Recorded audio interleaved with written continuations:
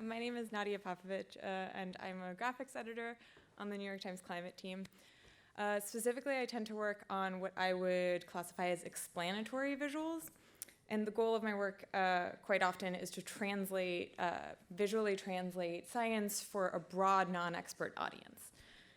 And I'm going to spend the next 15 minutes talking about a project that I worked on last year, and more broadly about personalization in data visualization, and how that is able to help readers form a deeper connection to sometimes abstract data. So the project was called How Much Hotter is Your Hometown Than When You Were Born? And it was a project I did in collaboration with some other colleagues in the Times graphics department. And the idea for this project really came from the fact that, well, as somebody who spends a majority of their time now thinking about and visualizing climate-related data, I've come to realize that no matter how we visualize it, it tends to be something that feels rather abstract to a lot of our readers. And I think that's true not just for Times readers, but for many people. I think that climate change can feel like something very far away in both time and space. So this is one of the first graphics I made when I started this job at the Times. The maps use data from the Yale Center for Climate Change Communication, which has been polling Americans on what they think about climate change, various different questions, for a long time now. And the map on your left, it says, it shows that a majority of people in the country, in most counties in the country, say that global warming will harm people in the United States. Yet at the same time, the other map shows that not a majority of people in all those same counties say that global warming will harm me personally.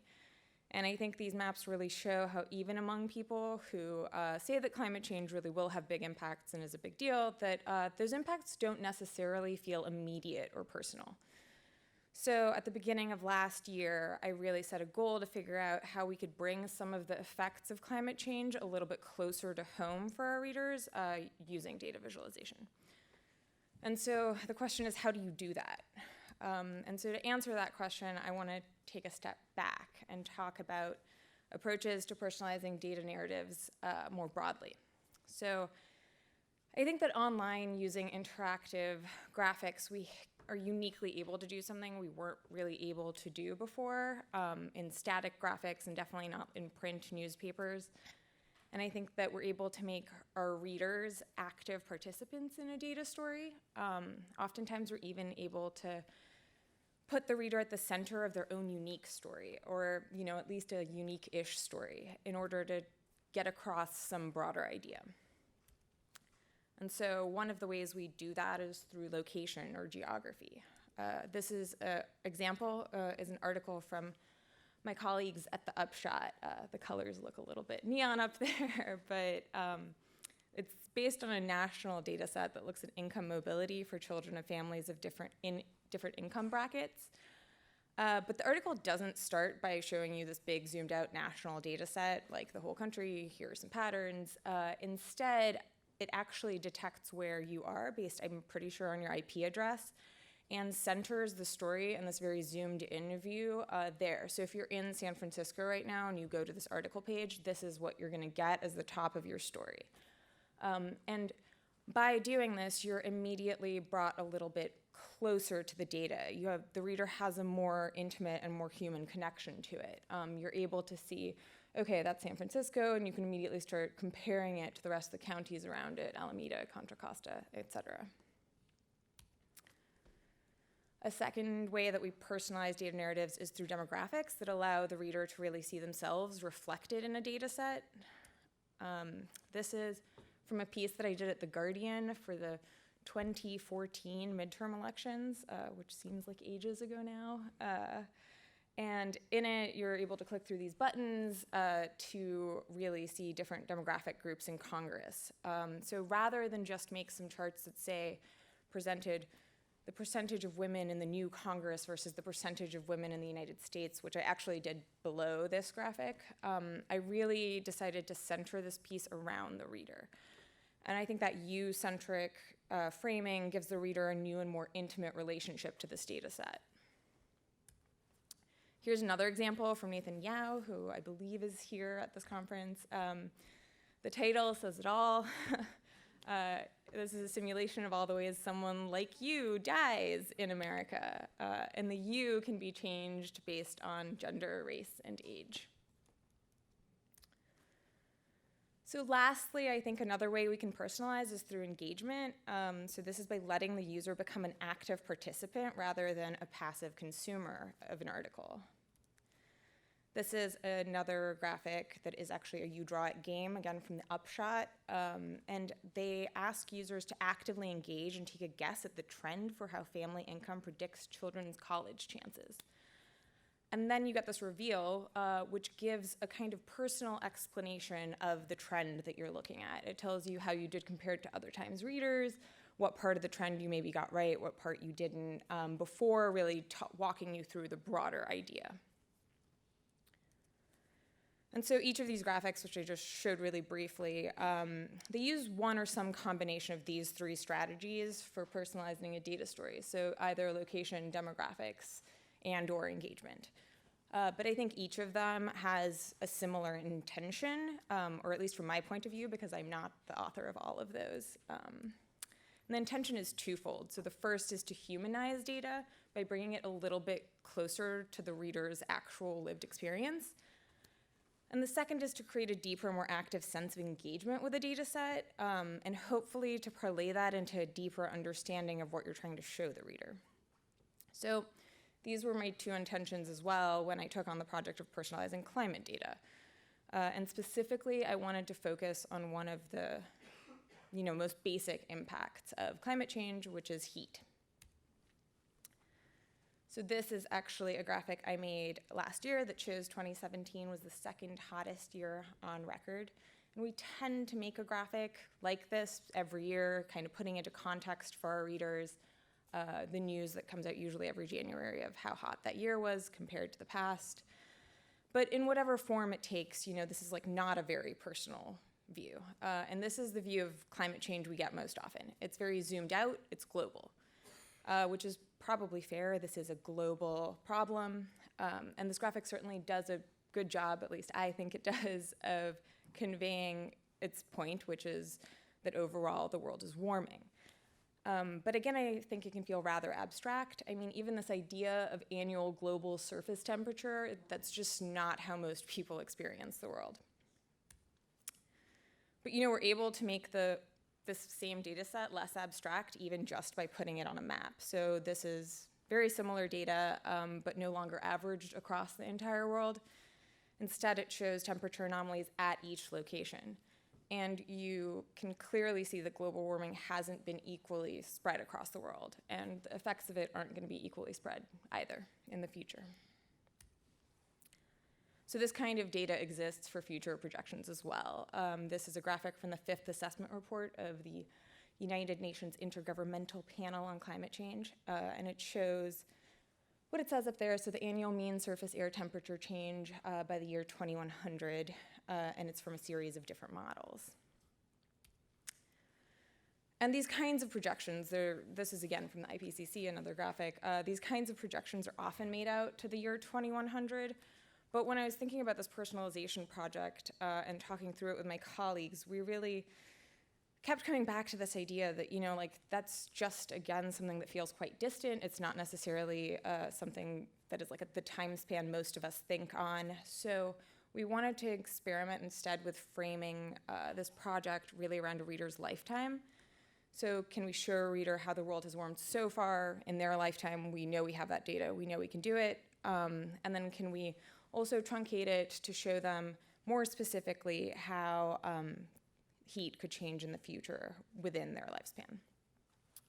And then the last thing I really thought a lot about was what exactly the right metric was to show, because this graphic, like many of the other ones that I've shown so far, really look at this like global average surface temperature, or even just average surface temperature in a location. But like I said, that's not really how people experience the world, even in their own place.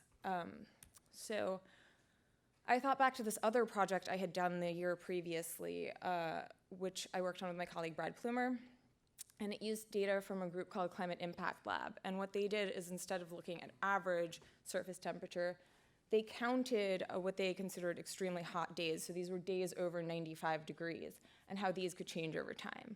And we ended up mapping it like this in the piece. But I just really liked this metric. I kept thinking about it because I think it felt a lot more tangible. All of us really know what a 95-degree day feels like. It's one of those days that is just scorchingly hot. You know, maybe you don't want to go outside, you want to stay in the air conditioning. And it's also at these extremes that we really see some of the greatest impacts of climate change, not at the average. So I thought this was also an important metric. So I got back in touch with the folks at Climate Impact Lab and asked them if they'd be interested in taking on a new, more detailed analysis that we could base this project on. And to my great happiness, they said yes. So I want to now just walk you through this project, if I can figure out how.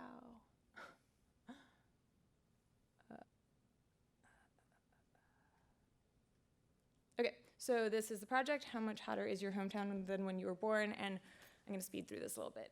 But basically, you come to this screen where it's mostly blank. You get just this prompt to enter your hometown and birth year. So I'm going to put in my hometown, which is Washington, D.C., and I'm going to type in a birth year that gives us a nice data set. And we immediately draw in this line where we tell people, okay, when you were born, the Washington area could expect about 13 days per year to reach at least 90 degrees. And I want to just point out two things. One is that this line we're drawing in is actually a 21-year rolling average based around the year that you were born. It's not exactly the data within the year because, again, we're talking about climate here, not weather. And so we wanted to make sure that if you happened to be born in a year that was like really hot or anomalously cold, you didn't get a completely skewed answer. And we hint at this in the text in that it says, you know, the Washington area could expect about 13 days. We don't tell people that it was exactly the count that year. And so we give you just that hint, and then as you scroll through the piece, we draw on the rest of the line, and we tell you that today the Washington area can expect 30 days. So you already see that within your lifetime there has been some warming. We go from 13 to 30 days. And on the third scroll, we really zoom out and actually change the entire scale of what you're looking at on the y-axis to show you that what might happen in the future. So we tell you that by the time you're 80, and we say 80 because 79 is actually the life expectancy in the US, and we're just rounding. So models show there could be 50 of these very hot days, and then we give a likely range because, of course, you know, talking about future, we don't want to give like a false specificity. And through this like three-step process, we introduce people to this completely, I think, different way of looking at a climate-related data set than they're usually used to. And I think it has this real power of putting you at the center of the story that you're usually used to seeing in a really zoomed-out view. And then I go on to just explain a little bit more about the data set here before we get to a second graphic, which I think is actually really important as a counterbalance to this sort of personalization. So here in this globe, we actually take you back to that zoomed out view, the one that you're actually probably more used to seeing, to point back at the idea that this is something that is global and interconnected. And so you see Washington already in the context of the rest of the United States. Here we remind you what's going on. You see it in the context of Latin America, et cetera. We actually here are no longer in the personal view, so we're talking about the full data set, which goes from 1960 to the end of the century. And then we take users on a little tour as well. So we take them to the tropics, so Jakarta, Indonesia, and show how that's going to be an area that sees some of the largest absolute increases in these extremely hot days. Now it's not scrolling.